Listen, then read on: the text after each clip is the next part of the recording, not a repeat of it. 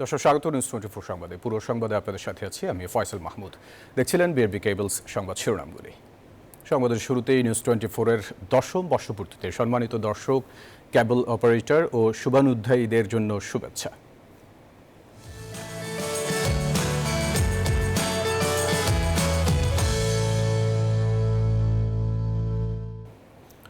চলে যাব পুরো খবরে। নির্বাচন সামনে রেখে সেনাবাহিনী ও পুলিশের মধ্যে সমন্বয় বাড়ানোর নির্দেশ দিয়েছেন প্রধান উপদেষ্টা ডক্টর মোহাম্মদ ইউনূস। সোমবার রাষ্ট্রীয় অতিথি ভবন যমুনায় প্রধান উপদেষ্টার সভাপতিত্বে অনুষ্ঠিত নির্বাচনী প্রস্তুতি বিষয়ক এক পর্যালোচনা সভায় এই নির্দেশ দেওয়া হয়।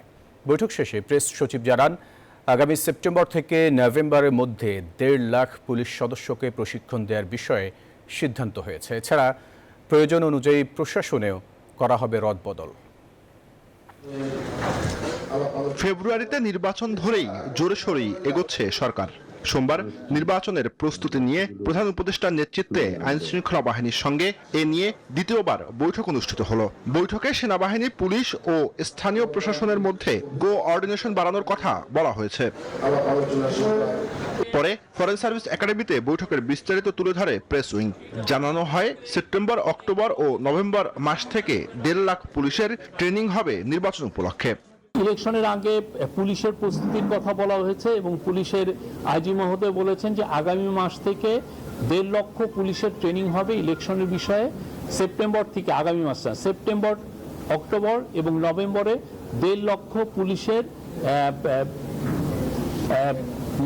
নির্বাচন বিষয়ে তাদেরকে ট্রেনিং দেওয়া হবে। আসন্ন জাতীয় সংসদ নির্বাচনে স্ট্রাইকিং ফোর্স হিসেবে 60,000 সেনা সদস্য নির্বাচনী ডিউটিতে থাকবে বলে সেনাবাহিনীর পক্ষ থেকে সভায় জানানো হয়েছে। সেনাবাহিনীর তরফ থেকে বলা হয়েছে যে প্রায় 60,000-এর মতো ট্রুপস এই নির্বাচনী ডিউটিতে থাকবেন। তারা তো অলরেডি জানেন যে তারা সেই জুলাই আপরাইজিং এর সময় থেকেই, 5ই আগস্টের পরের থেকেই তারা মাঠের ডিউটিতে আছেন, তাদের ম্যাজিস্ট্রেট পাওয়ারও আছে। তো আমরা আশা করছি যে এই নির্বাচনের সময় তাদের একটা বলিষ্ঠ ভূমিকা থাকবে এবং তারা মূলত স্ট্রাইকিং ফোর্স হিসেবে থাকবেন। প্রধান উপদেষ্টার উপপ্রেস সচিব আবুল কালাম আজাদ মজুমদার জানান, ঝুঁকিপূর্ণ কেন্দ্রগুলোতে বাড়তি নিরাপত্তায় প্রয়োজনীয় ব্যবস্থা নেওয়ার নির্দেশ দেওয়া হয়েছে। আইন শৃঙ্খলা রক্ষাকারী বাহিনীকে হটস্পটগুলো নির্বাচনের আগে যে জায়গাগুলোতে সমস্যা হতে পারে বলে আইন শৃঙ্খলা রক্ষাকারী বাহিনী মনে করে, সেই স্পটগুলোকে দ্রুত আইডেন্টিফাই করার কথা বলেছেন এবং সেখানে কী ধরনের আইন শৃঙ্খলা রক্ষার জন্য বাড়তি ব্যবস্থা প্রয়োজন হতে পারে সেগুলো সম্পর্কে রিকমেন্ডেশনের জন্য উনি তাদেরকে একটা নির্দেশনা দিয়েছেন। একই সঙ্গে নির্বাচনের আগে প্রশাসনে রদবদল করা হতে পারে বলেও জানায় প্রেস উইং। নির্বাচনের আগে আপনি জানেন যে প্রশাসনে একটা রদবদল আসন্ন, এই রদবদলটা কি প্রক্রিয়া হবে সেটা নিয়ে আলোচনা হয়েছে। জুবায়ের সানি, নিউজ 24, ঢাকা। অবশেষে সব রাজনৈতিক দলের কাছে পৌঁছে গেছে জুলাই সনদের খসড়া। আগামী বুধবারের মধ্যে খসড়ার বিষয়ে সংযোজন, মতামত, পর্যবেক্ষণ দিতে হবে দলগুলোকে। সোমবার দিনের আলোচনা শেষে আনুষ্ঠানিক ব্রিফিংয়ে এই কথা জানিয়েছেন জাতীয় ঐক্যমত্য কমিশনের সহ সভাপতি আলী রিয়াজ। আর দিনভর সরকারি কর্ম কমিশন, পিএসসি ও দুর্নীতি দমন কমিশন, দুদক গঠন প্রক্রিয়া নিয়ে বিএনপির ওয়াকআউট ঘিরে অন্য রাজনৈতিক দলগুলোর সমালোচনায় কেটেছে দ্বিতীয় দফায় 20তম দিনের বৈঠক। ঐকমত্যে উপনীত হওয়ার বিষয়সমূহ সংশ্লিষ্ট 5 নং অধ্যায় বাদ দিয়ে অবশেষে প্রকাশিত হয়েছে জুলাই সনদের খসড়া, যেখানে 1 থেকে 4 পর্যন্ত লেখা হয়েছে এই সনদ রচনার নাতিদীর্ঘ প্রেক্ষাপট। শেষাংশে রয়েছে সর্বোচ্চ 2 বছরের মধ্যে সনদে উঠে আসা প্রস্তাব বা সুপারিশ বাস্তবায়নের অঙ্গীকারনামা। আগামী 30 জুলাই দুপুরের মধ্যে খসড়ার বিষয়ে জানাতে হবে রাজনৈতিক দলগুলোর মতামত। তবে ঐক্যমত্যে উপনীত হওয়া বিষয়গুলো পরে যুক্ত করা হবে বলে জানানো হয়েছে। জাতীয় সনদ তৈরির প্রক্রিয়া বিষয়ে আমরা যে বর্ণনা সেটা রেখেছি।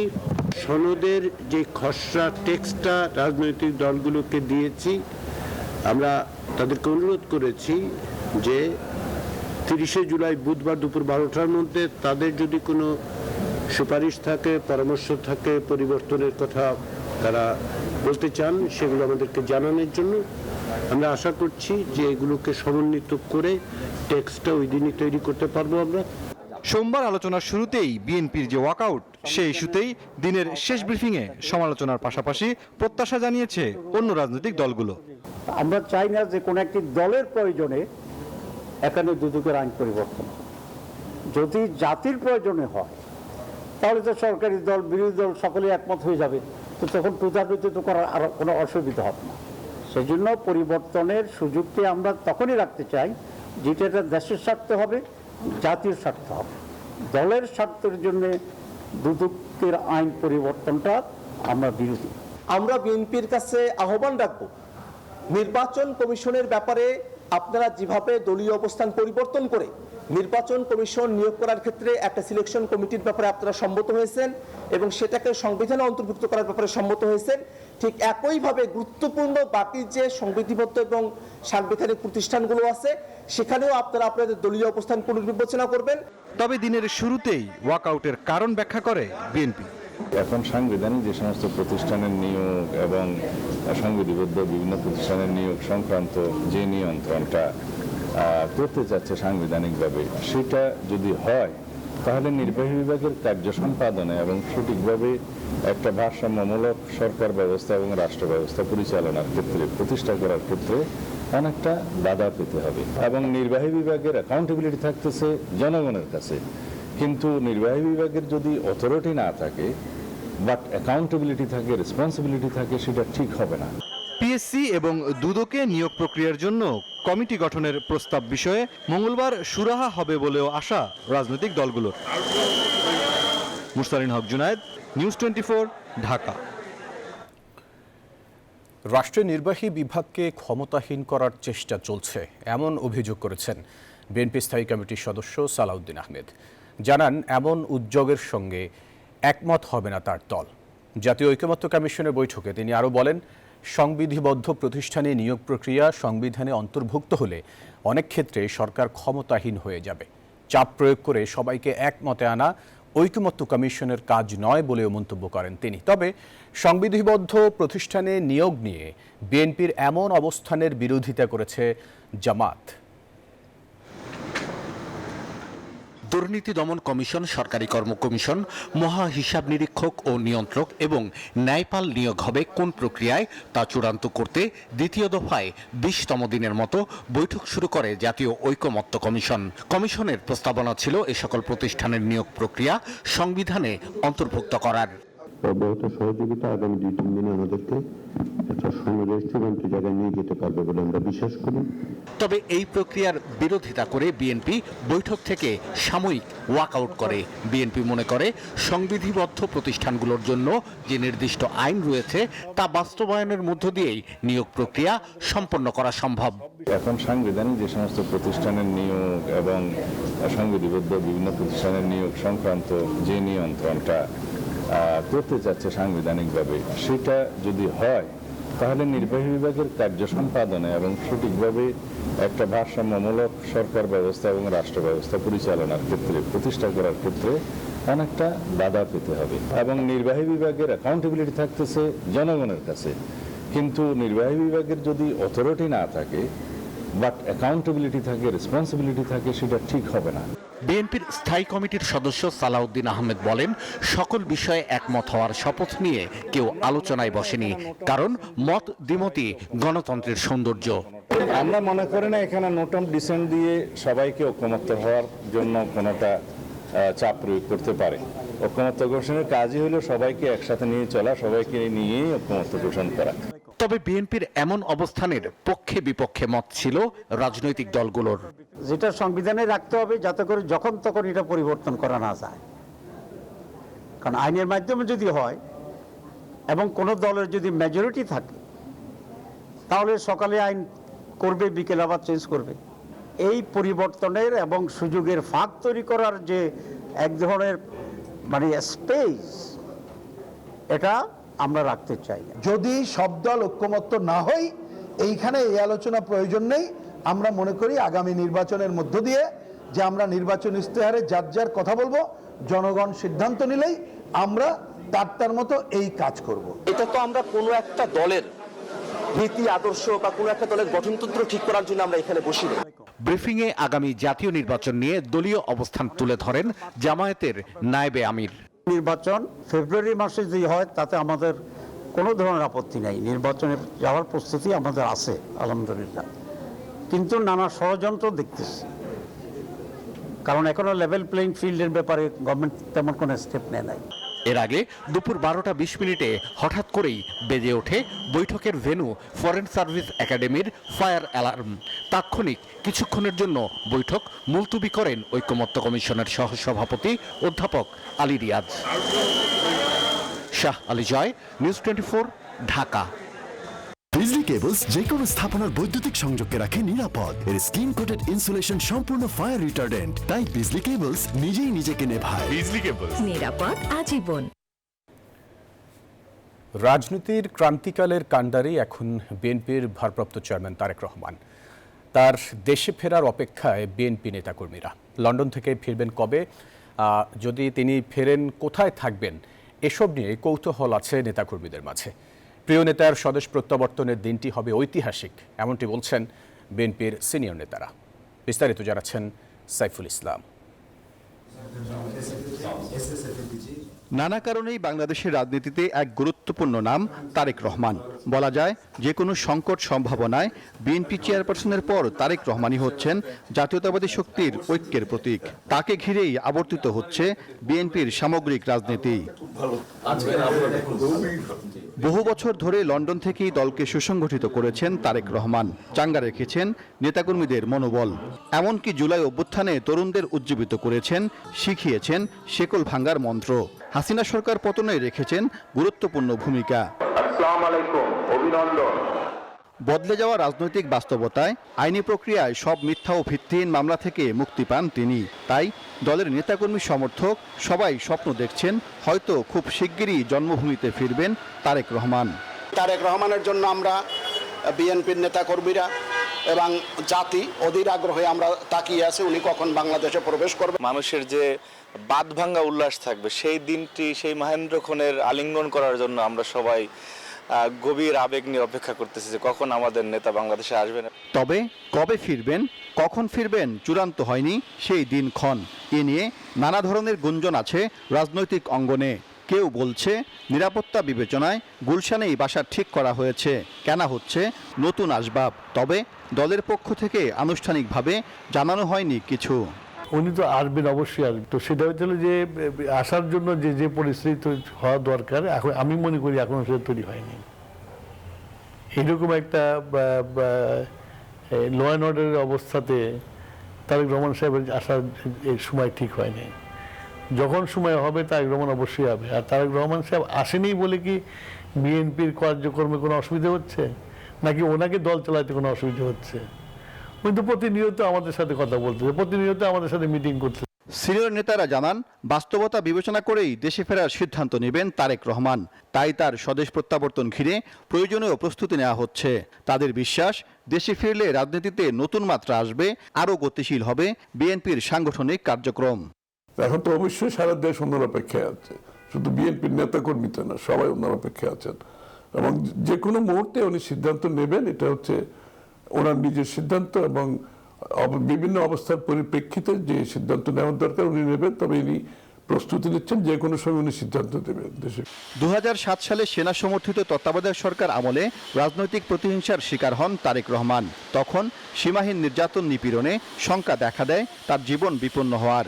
তারপরও নতুন বাংলাদেশে প্রতিহিংসা প্রতিশোধ ভুলে ঐক্যের কথা বলছেন তারেক রহমান। তাই প্রিয় নেতার দেশে ফেরা ঘিরে ব্যাপক উচ্ছ্বসিত বিএনপির সর্বস্তরের নেতাকর্মীরা। সাইফুল ইসলাম, নিউজ 24, ঢাকা। সমন্বয়কদের চাঁদাবাজির ঘটনায় দেশের ভবিষ্যৎ নিয়ে শঙ্কা প্রকাশ করলেন বিএনপি মহাসচিব মির্জা ফখরুল ইসলাম আলমগীর। তিনি বলেন, এমন সব বিষয় নিয়ে তর্ক বিতর্ক করা হচ্ছে যার সুবিধা নিচ্ছে ফ্যাসিস্টরা। অন্যদিকে চাঁদাবাজদের দলীয় পরিচয় না দেখে তাদের বিচারের দাবি জানিয়েছেন দলটির সিনিয়র যুগ্ম মহাসচিব রুহুল কবির রিজভী। জুলাই অভ্যুত্থানের বর্ষপূর্তিতে বিএনপির মাসব্যাপী কর্মসূচির অংশ হিসেবে রাজধানীর শাহবাগে যুবদলের এই গ্রাফিতি অঙ্কন। কর্মসূচিতে অংশ নিয়ে বিএনপি মহাসচিব মির্জা ফখরুল ইসলাম আলমগীর বলেন, চাপে ফেলে বিএনপিকে বেকায়দায় ফেলা যাবে না। শঙ্কা প্রকাশ করেন সমন্বয়ক পরিচয়ে চাঁদাবাজির ঘটনায়। 5 জন সমন্বয়কারীকে গ্রেফতার করেছে পুলিশ। তারা জোর করে একটি বাড়ি থেকে, একজন সাবেক সংসদ সদস্যের বাড়ি থেকে 50 লক্ষ টাকা আদায় করছিল। এই কি পরিণতি থেকে আমরা চেয়েছিলাম? এই বাংলাদেশের মানুষকে কেউ এটা চেয়েছিল? এত তাড়াতাড়ি যদি এই ঘটনা ঘটে, 1 বছর হয়নি, তাহলে আমাদের ভবিষ্যৎ কি? শেখ হাসিনার বিচারের কাজ নিয়ে সরকারের ভূমিকার সমালোচনা করেন বিএনপি মহাসচিব। অভিযোগ, পরোক্ষভাবে রাজনৈতিক দলগুলোকে দোষারোপের চেষ্টা করছে সরকার। বর্তমান সরকার যারা প্রতি মুহূর্তে সংস্কারের কথা বলছেন, রাজনৈতিক দলগুলোকে দোষারোপ করার চেষ্টা করছেন ইনডাইরেক্টলি, যে আমরা কোঅপারেট করছি না। কথাগুলো সঠিক নয়। আমরা সারাক্ষণ তাদের এই সংস্কার কর্মসূচির সঙ্গে আমরা সহযোগিতা করছি। এদিকে স্বেচ্ছাসেবক দলের সাবেক সভাপতি শফিউল বারী বাবুর ৫ম মৃত্যুবার্ষিকী উপলক্ষে আয়োজিত মিলাদ ও দোয়া মাহফিলে অংশ নেন রুহুল কবির রিজভী। এ সময় সরকারের মুখ্য উদ্দেশ্য গণতন্ত্র হলে নির্বাচনে বিলম্ব কেন, সেই প্রশ্ন তুলেন তিনি। গণতন্ত্রই যদি মুখ্য উদ্দেশ্য হয়, তাহলে নির্বাচন বিলম্বিত হবে কেন? আস্তে আস্তে তো থলের বিড়াল বেরোচ্ছে। যারা এতদিন অট্টহাসি দিয়েছে, তারা দেখছি ছবিতে, আজকের ছবিতে মুখ ঢেকে ঢেকে সব যখন ধরে নিয়ে যাচ্ছে তারা। পরিবর্তিত পরিস্থিতিতে সরকার দেশের মানুষের প্রত্যাশা পূরণে ব্যর্থ বলেও মন্তব্য করেন রিজভী। ফজলে রাব্বি, সৌরভ, নিউজ 24, ঢাকা। 9 পেরিয়ে 10 বছরে পা রাখল দেশের অন্যতম সংবাদ ভিত্তিক স্যাটেলাইট টেলিভিশন চ্যানেল নিউজ 24। শহর থেকে গ্রাম, দেশের প্রত্যন্ত অঞ্চলে গণমানুষের কাছে পৌঁছতে চেয়েছে মূলধারার এই গণমাধ্যম। রাজপথে মানুষের অধিকার আদায়ের দাবি, আন্দোলন, গণতন্ত্র প্রতিষ্ঠার লড়াই থেকে সংস্কার, সবখানেই গুজব এড়িয়ে সাধারণ মানুষের কণ্ঠস্বর হয়ে ওঠার চ্যালেঞ্জ নিয়েছে নিউজ 24। 1 দশকের এই বন্ধুর পথ পাড়ি দেওয়ার গল্প জানাচ্ছেন মারুফা রহমান। পূব আকাশে নতুন দিনের সূর্য, নতুন দিনের নতুন খবর, তার সাথেই শুরু হয় গণমানুষের কাছে বস্তুনিষ্ঠ সংবাদ পরিবেশনের নতুন চ্যালেঞ্জ। বিগত 1 দশকে এই চ্যালেঞ্জ নেওয়ার গল্পটা রোজকার। আর সেই কাজটাই নিয়মিতভাবে করে আসছে বসুন্ধরা গ্রুপের ইস্ট ওয়েস্ট মিডিয়ার 24 ঘন্টার সংবাদ ভিত্তিক টেলিভিশন চ্যানেল নিউজ 24। এক ঝাঁক নতুন আর অভিজ্ঞ সংবাদকর্মীর মিশেলে তৈরি হয়েছে সংবাদের প্রাণ, যারা তুলে আনেন বস্তুনিষ্ঠ সংবাদ, তুলে ধরেন খবরের পেছনের ঘটনা। খবরের রূপ দ্বারা হয়েছে দেশ, আর একেবারে সঠিক জিনিসটা, রাজনীতির যে সঠিক জিনিসটা, এইটা বাসায় তোলা। সবসময় সাধারণ মানুষ হিসেবে প্রত্যাশা করি যে বস্তুনিষ্ঠ সংবাদ, সঠিক সংবাদ, সঠিক সময়। মাইলস্টোনের যে বিমান দুর্ঘটনা, এটা কিন্তু আমরা গণমাধ্যমের কারণেই কিন্তু আগে পেয়েছি। তো এই দিক দিয়ে বলবো তারা সবসময় সচেষ্ট থাকে এবং অ্যাক্টিভ, যার কারণে আমরা ইনস্ট্যান্ট নিউজগুলো পেয়ে থাকি। যে কোনো সিচুয়েশনে তারা সব রকম রিস্ক নিয়ে অ্যাকচুয়াল নিউজটা ডেলিভার করার ট্রাই করে, এটা অবশ্যই অ্যাপ্রিসিয়েশনের একটা বিষয়। সাথে দেশ ও বিশ্বজুড়ে সংবাদদাতারা পৌঁছান গণমানুষের কাছে, তুলে ধরেন তাদের গল্পগুলো। সরাসরি সম্প্রচারের মাধ্যমে দর্শকরা তাৎক্ষণিকভাবে জানতে পারেন ঘটনাস্থলের সর্বশেষ। ঘটনাস্থলের সর্বোচ্চ ঝুঁকি নেন রিপোর্টার, ক্যামেরা পার্সন। যতটা না আমরা অফিস হিসেবে কাজ করি, তার থেকে অনেক বেশি এখানে আমাদের পারিবারিক একটা বন্ধন তৈরি হয়েছে। অনেক সময় ককটেলের সম্মুখীন, তারপরে বিভিন্ন রকম টিয়ার শেল, কত বাধা অতিক্রম করেও আমরা চেষ্টা করি মানুষের কাছ থেকে সঠিক তথ্যটা দেওয়ার জন্য। ফ্যাক্ট চেকের মাধ্যমে বের করে নিয়ে এসে তারপরে জনগণের বা দর্শকের কাছে উপস্থাপন করাটা খুব গুরুত্ব বলে মনে করি। একটি নিউজ রুম হিসেবে প্রত্যেকের যে যার যার দায়িত্ব, সে কিন্তু সেভাবে করে পালন করার চেষ্টা করেছে। দিনভর সংগ্রহ করা গল্পগুলো এক সুতোয় গাঁথা হয়। সংবাদ সম্পাদনার সবচেয়ে গুরুত্বপূর্ণ দায়িত্ব পালনে নিউজ 24 এর রয়েছে দক্ষ অভিজ্ঞ টিম, যারা নিরলসভাবে কাজ করে যান সঠিক তথ্য পৌঁছে দিতে। এই মুহূর্তে আমরা যেভাবে বাংলাদেশের টেলিভিশন অঙ্গনে কাজ করতেছি এবং নির্বিঘ্নে কাজ করার যে চেষ্টাটা আমরা করে যাচ্ছি, সেটা যাতে আমরা চালু রাখতে পারি এবং দর্শকদের কাছে একেবারে বস্তুনিষ্ঠ সংবাদটা যাতে তুলে ধরতে পারি। দায়িত্বশীল এবং মূলধারার গণমাধ্যম হিসেবে নিউজ 24 কিন্তু বরাবরই বস্তুনিষ্ঠ সংবাদ পরিবেশন করে আসছে। আমি আশা করছি আমরা সেই ধারা অব্যাহত রাখব, কারণ আমরা বিশ্বাস করি আমাদের জবাবদিহিতা কেবল সাধারণ মানুষের কাছে, জনগণের কাছে। নিউজ 24 সবসময় সাধারণ মানুষের দুঃখ, কষ্ট, যন্ত্রণা এবং সাধারণ মানুষের কথা সবার সামনে তুলে ধরার চেষ্টা করে আসছে। আগামী দিনেও আমাদের এই চেষ্টা অব্যাহত থাকবে। এই পথ চলায় আপনারা আমাদের পাশে থাকবেন সেই আশা ব্যক্ত করি। চিত্র সম্পাদনায় এই প্রতিষ্ঠানে কাজ করছে দেশের অন্যতম পরীক্ষিত জনশক্তি। প্রযুক্তি আর অভিজ্ঞতার মিশেলে এই টিম অন্যতম গুরুত্ব বহন করে। সর্বোচ্চ শ্রম দিয়ে আমরা চেষ্টা করেছি দর্শকদের সামনে আমাদের সেরাটা উপহার দেওয়ার। সবশেষ খবর সম্প্রচারের পূর্বে খুব গুরুত্ব সহকারে পুনরায় দেখা হয়, যেন ভুল তথ্য, গুজব প্রতিরোধ করে সত্য ও বস্তুনিষ্ঠ তথ্যটি মানুষের কাছে পৌঁছানো যায়। বিগত এক দশকে নানা গুজবকে পাশ কাটিয়ে বাস্তবতার নিরিখে নানা চ্যালেঞ্জকে মোকাবেলা করে গণমানুষের কণ্ঠস্বর হয়ে ওঠার চেষ্টাই করেছে নিউজ 24। আগামী দিনগুলোতেও গণমানুষের কণ্ঠস্বর হতে দেশ এবং মানুষের কল্যাণে কাজ করতে চাই এই গণমাধ্যমটি। শুভ জন্মদিন নিউজ 24। মারুফা রহমান, ঢাকা। নির্বাচনী প্রশিক্ষণের নামে 7.5 কোটি টাকা আত্মসাতের অভিযোগে সাবেক প্রধান নির্বাচন কমিশনার KM নুরুল হুদা সহ সংশ্লিষ্টদের বিরুদ্ধে অনুসন্ধানে নেমেছে দুর্নীতি দমন কমিশন। এদিকে শেখ রেহানার ছেলে রাদওয়ান মুজিব সিদ্দিক ববির ব্যাংক হিসেবে 13 কোটি টাকার সন্দেহজনক লেনদেনের প্রমাণ পেয়েছে দুদক। এসব টাকার উৎস হিসেবে বৈধ কোনো ব্যবসার প্রমাণ না পাওয়ায় তার বিরুদ্ধে মামলা করেছে সংস্থাটি। রাজস্ব আদায় নতুন রেকর্ড করেছে চট্টগ্রাম বন্দর। 2024-25 অর্থ বছরে আয় করেছে 1765 কোটি টাকা। সরকারের কোষাগারে জমার পরিমাণ বেড়েছে অতীতের যে কোনো সময়ের চেয়ে। বন্দর চেয়ারম্যান বলছেন, বন্দরের সক্ষমতা বৃদ্ধি ও দক্ষ ব্যবস্থাপনার কারণে বাড়ছে আয়। আমদানি রপ্তানির ক্রমবর্ধমান চাপ সামাল দিতে বন্দর সম্প্রসারণেও জোর দিচ্ছে বন্দর কর্তৃপক্ষ। রেকর্ড ভঙ্গ করেছে করে আপনার কন্টেনার আমরা সর্বোচ্চ হ্যান্ডলিং করলাম এবার 3.29 মিলিয়ন টিউস। তো এইগুলো কিন্তু সম্ভব হয়েছে যে আমাদের সবার সম্মিলিত একটা প্রয়াসের মাধ্যমে, যে আমরা চাই চট্টগ্রাম বন্দরকে বহির্বিশ্বে আরও এফিশিয়েন্ট বন্দর হিসেবে উপস্থাপন। এবার বন্ধুকে পেটানোর অভিযোগে আলোচনায় টাইগার পেসার তাসকিন আহমেদ। এমন ঘটনায় বিব্রত বিসিবি। নিউজ 24-কে জানালেন cricket operations chairman Nazmul Abedin Fahim. যদিও বিষয়টিকে ভুল বোঝাবুঝি বলছেন তাসকিন, তবে ঘটনা তদন্ত সাপেক্ষে ব্যবস্থা নেওয়ার কথা বলছে পুলিশ।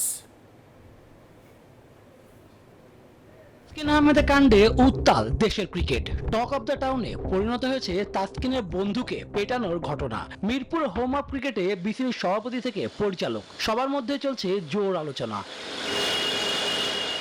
এমন অনাকাঙ্ক্ষিত ঘটনায় বিব্রত দেশের ক্রিকেটের নিয়ন্ত্রক সংস্থা বিসিবি। জাতীয় দলের কোনো খেলোয়াড় বা আদৌ কোনো খেলোয়াড় এই ধরনের কোনো কাজের সাথে জড়িত হবে আমি জানি না এখানে তাসকিনের ভূমিকা কি, বাট এটা খুব সুখকর একটা ব্যাপার তো নিশ্চয়ই না। সঙ্গত কারণে উনি বলেছেন, একজন পিতা তো নিশ্চয়ই এরকম কথা বলতে পারেন না। সেরকম যদি হয়ে থাকে সেটা দুঃখজনক। একটা আইকন প্লেয়ার্স এইসব জড়ানো উচিত না। ক্রিকেট অপারেশন বলেন, আমাদের প্রেসিডেন্ট সাহেব বলেন, we will take it very seriously. এরপর যোগাযোগ করার চেষ্টা তাসকিনের সাথে, নিজে জানালেন ঘটনা সম্পর্কে। আমার বন্ধু, মানে আমি তো মারলেও আমি তো মারিও নাই, আমার আরেক বন্ধুর সাথে গ্যাঞ্জাম করছে। ওইরা আমি মোহাম্মদপুর থানায় বলছিলাম যে আমার এই বন্ধুটার সাথে খারাপ ব্যবহার করছে, তাই ওরা ভয়ে এরকম করছে। বাবা তো নর্মালি কথা বলছে এবং এখানে দেখবেন যে কথা বলতেছে, আমার নাম কিন্তু উল্লেখ করে নাই, ওরা ট্র্যাপ করছে, বুঝছেন। এ বিষয়ে তদন্ত করে ব্যবস্থা নেওয়া হবে বলে জানিয়েছেন মিরপুর মডেল থানার অফিসার ইনচার্জ সাজ্জাদ রোমান। শোরুমে একজন ব্যক্তি তাসকিনের ভালো বন্ধু, উনি একটা অভিযোগ করেছেন যে তার স্ত্রীর সাথে তার বন্ধুগত বিষয় নিয়ে কথাকাটি হয়েছে, হাতাহাতি হয়েছে। আমরা আসলে সত্যতা আছে কিনা, তাসকিনের সাথে আরো বন্ধু বান্ধব ছিল, তারা কে মারছে বা কে করছে, তাসকিন করছে, তাসকিনের আরো বন্ধু ছিল, দশি বা অনেকে ছিল, ইশতিয়াক ওদের বন্ধু ছিল। আসলে কি প্রকৃত ঘটনা কি এটা আমি জানার চেষ্টা করতেছি। এর আগেও তাসকিনের বিরুদ্ধে এমন অভিযোগ ওঠে, নানাভাবে ম্যানেজ করায় এতদিন তা গণমাধ্যমে প্রকাশ পায়নি। শুভদেবনাথ, নিউজ 24, ঢাকা। এই ছিল সংবাদ। এতক্ষণ সাথে থাকায় ধন্যবাদ সবাইকে।